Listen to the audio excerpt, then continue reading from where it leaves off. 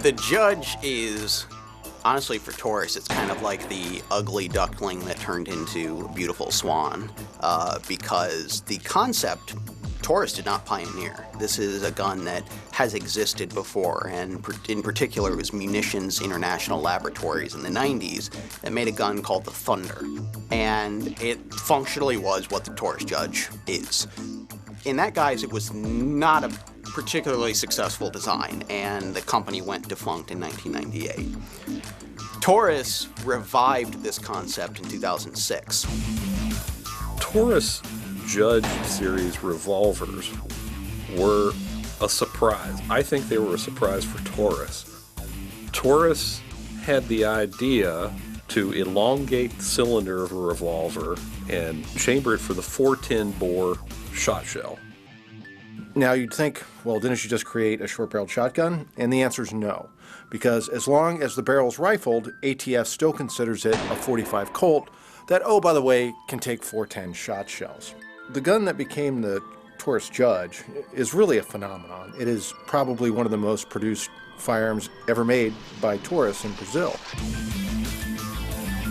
It dovetailed nicely with what was really an emerging market in the United States. And in the late 80s and early 90s, concealed carry wasn't really a topic that a lot of people talked about. But by the mid-2000s, the concealed carry movement has really gained a lot of ground thanks to the backing of the National Rifle Association. And the concept of a potent self-defense gun, whether carried or used for home defense, is one that a lot more people are considering. The name Judge itself came from Executive Vice President of Taurus, Bob Morrison's, having read stories of circuit court judges in Florida actually using his gun, his Taurus model, as a self-defense weapon in the courtroom. So this gun was considered a go-to gun for judges. The Judge was Bob's brainstorm, and it was his concept, and he definitely saw something that I didn't see. I knew that it would get attention, that this would be interesting because of the versatility that it had. But what I didn't catch on to was how big it would become in the personal defense and home defense realm. I wasn't the only one surprised by that. In fact, in American Rifleman's first article about the Judge, our field editor Wiley Clapp said that it first caught his attention because of the novelty value. But he soon learned, and we all did, because of the letters that we got from members, that this was the solution for many folks for home defense and personal defense. So the thing you have to remember about the Judge is it's really a .45 Colt revolver. So that also means that you can shoot .45 Schofield. And if you shoot .45 Schofield in the thing, it's actually a pussycat. There's hardly any recoil at all. But Taurus continued to refine the Judge concept. They continued to come out with new models. They were doing a lot with alloys at the time, both aluminum and titanium. They did work in some recoil mitigation devices onto the gun, into the grip. It's on some of the harder hitting Judges that you see their raging grip that has literally a padded backstrap. And then you end up with the River grip. And this is a grip that Taurus developed that essentially it looks like somebody made a mistake with the sprue. But really it gives your hand more rubber to hold on to. And it's a little unconventional, but it's a very comfortable grip.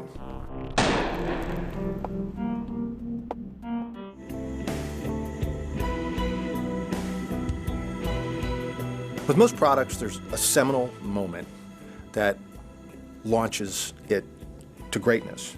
And I think with the Judge revolver, that was a commercial that Bob Morrison had envisioned, and that was very well executed.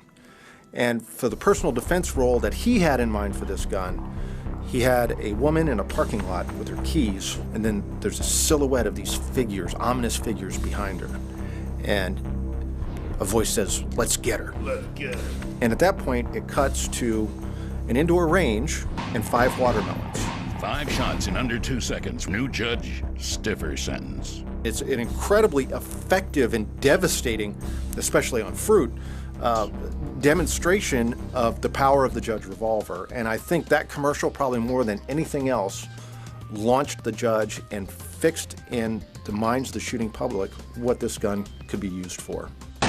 What's funny to me about the Judge series is that before the Judge came on the market, there really weren't any of these defensive 410 loads that included combinations of shot and defensive disc projectiles. But there was so much interest and so much of a reception, even Smith & Wesson paid homage to it by developing the Governor revolver, which was similar but somewhat different in some respects.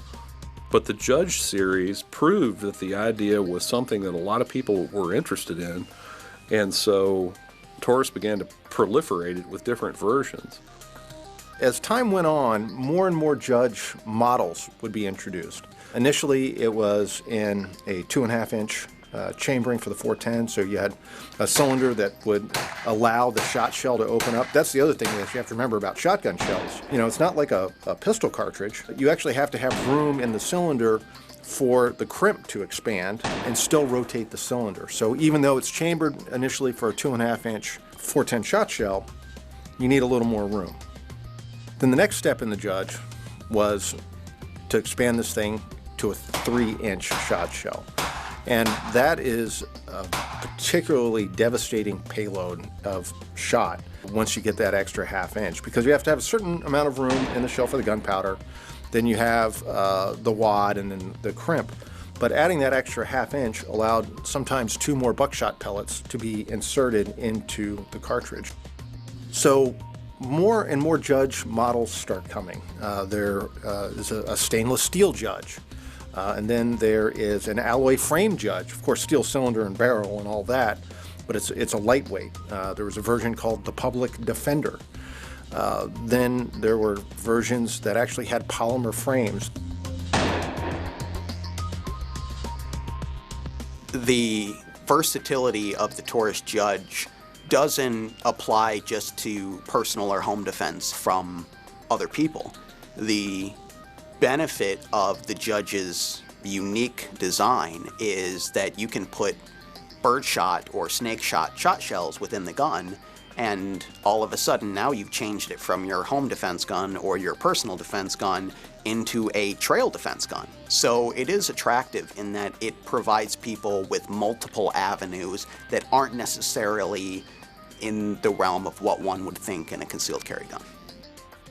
More importantly than just the number of guns sold, I think the Judge put Taurus on the map as a company that was innovative, extremely innovative, willing to try new things, willing to open up entirely new markets where some of the more conservative gun companies wouldn't want to touch it with a 10-foot pole.